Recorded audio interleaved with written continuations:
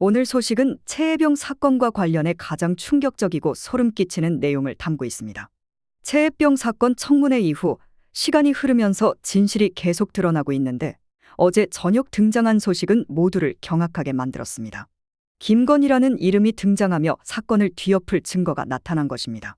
더욱 충격적인 것은 도이치모터스 주가 조작 사건과 최혜병 사건이 사실상 연관되어 있다는 사실입니다.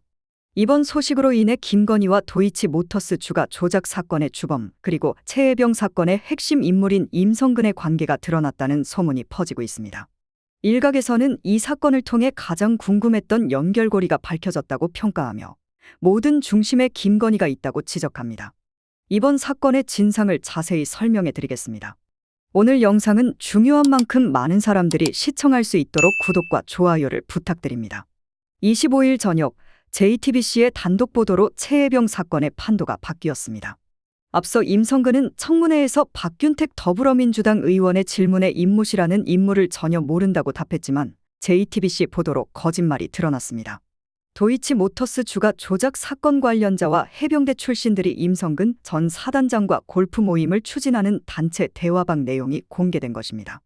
해당 카카오톡 대화에는 임성근 전 사단장이 도이치모터스 주가 조작 사건의 공범인 임모 씨와 골프 모임을 추진하기 위한 대화가 포함되어 있었습니다. 임모 씨는 도이치모터스 주가 조작 사건의 공범으로 김건희의 계좌를 관리했던 인물입니다. 이 카톡을 제보한 변호사는 임모 씨가 평소 김건희와의 친분을 자주 언급했다고 밝혔습니다. 이로 인해 김건희와 주가 조작 사건 그리고 임성근 사이의 관계가 명확히 드러났습니다. 국민의힘이 특검을 반대하는 이유가 이제 분명해졌습니다. 주가 조작 관련자인 임모 씨와 김건희의 친분이 밝혀졌고 임성근이 이들 사이에 있었다는 사실이 드러난 것입니다.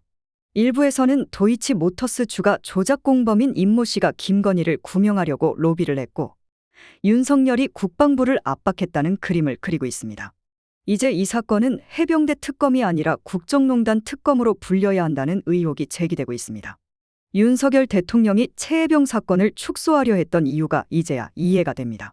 김건희와 도이치모터스 주가 조작 사건 그리고 최혜병 사건이 하나의 큰 줄기로 연결되어 있다는 것이 정말 놀랍습니다. 이 모든 연결고리를 파헤치면 엄청난 진실이 쏟아질 것입니다.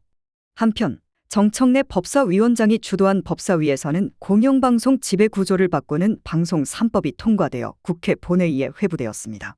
민주당은 이 법안을 통해 공영방송의 정치적 중립성을 보장하고자 했습니다. 시청자 여러분은 오늘 소식에 대해 어떤 생각이 드셨나요? 김건희에게 VIP 경로가 있다는 소문이 이제는 더 이상 농담이 아닙니다. 국민의힘이 방송 3법을 반대하는 이유도 언론을 통제하려는 목적 때문일 것입니다. 국민의힘이 언론을 통제하며 국민의 알 권리를 침해하는 것만이 윤석열 정권을 연장할 수 있는 유일한 길이기 때문입니다. 오늘 제가 준비한 소식이 유익하셨다면 구독과 좋아요를 부탁드립니다. 여러분의 지지가 큰 힘이 됩니다. 끝까지 시청해 주셔서 감사합니다.